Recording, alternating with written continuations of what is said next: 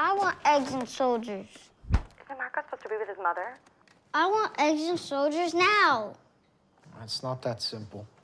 Eggs and soldiers. Strong performances from everyone in that film, especially the little guy. That was a big role to throw on a little boy like that, and he did a great job with it. It feels unresolved, though. I very much want the authorities to come in and take those young people away from this horrible drunken father.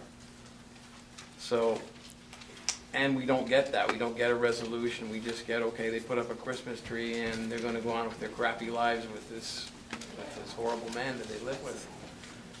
So, that I didn't like, the lack of resolution. I think what made this piece really gripping to me is that I had a sense that every responsible adult in the room wanted to be better. Like, I think the dad wanted to be better, because he tried to take his youngest away from violence only to bring him to more violence. And the son wanted to be better. And like, even the little kid, like, it was heartbreaking in that kind of circle. I disagree with that, with the previous sentiment, because the dad was the only parent who was there. Like the older boy said, that he has been raised by his dad since he was 6 months old. So yeah, he was not the best parent, but he was the only one available who stepped up, right? So yeah, I mean, like, very few people are perfect parents, but like, I mean, like, you can only have quarrels and fights with the one who was actually present. And obviously violence was not condoned, and he was, I think, still young. But I think, like, there has to be something for people who actually, at least show up, like, for their parenting duties, rather than those who just decide to bail out. So there is that.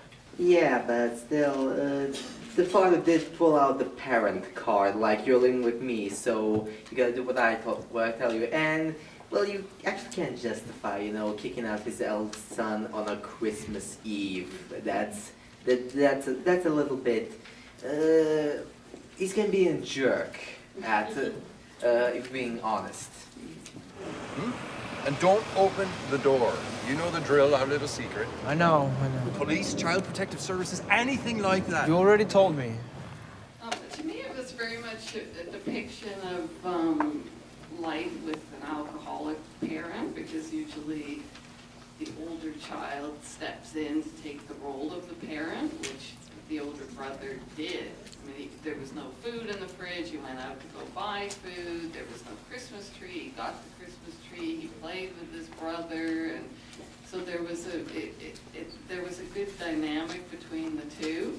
And I have to say, I loved the scene when the younger brother threw the egg at the that was so well done. And then when the camera zoomed back to the egg and the egg just dripping down, it was quite a powerful sort of message of how they regarded him, and also tied into the title of sort of eggs and soldier, right? Like throwing almost like a grenade at, like, you bastard, and we go on anyway.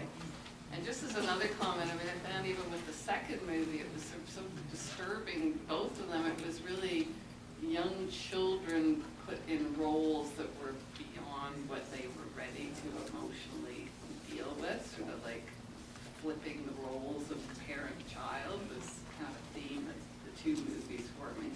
It's a really interesting role, like, for that young performer, because they try so hard to keep him sheltered, and he sees so much regardless, and he picks that up, right? He knows there's something wrong. I found that movie very emotional. I felt like crying the entire way until he went to get the Christmas tree the second time. And I really liked how the older brother stepped up and had his priorities straight, even though he had other concerns that he was dealing with a boy of his age. He put family first, so it was really nice. Can I add something? I just want to say that I like that there's no resolution. It just makes it more realistic.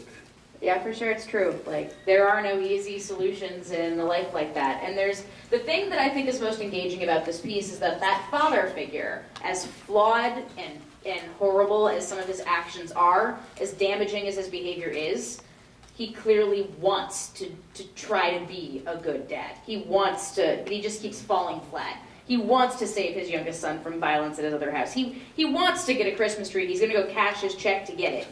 But he just always falls a little short of that goal. And there's some sadness in that.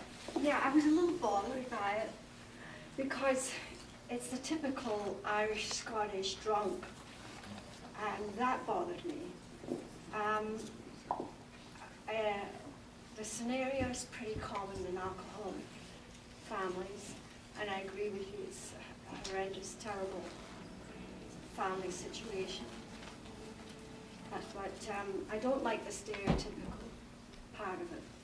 So just kind of to tie together what you said and then what was said earlier about him at least showing up, is that it's kind of this vicious cycle where at one point when his eldest son was 6 months, he was there for him and he did pull through.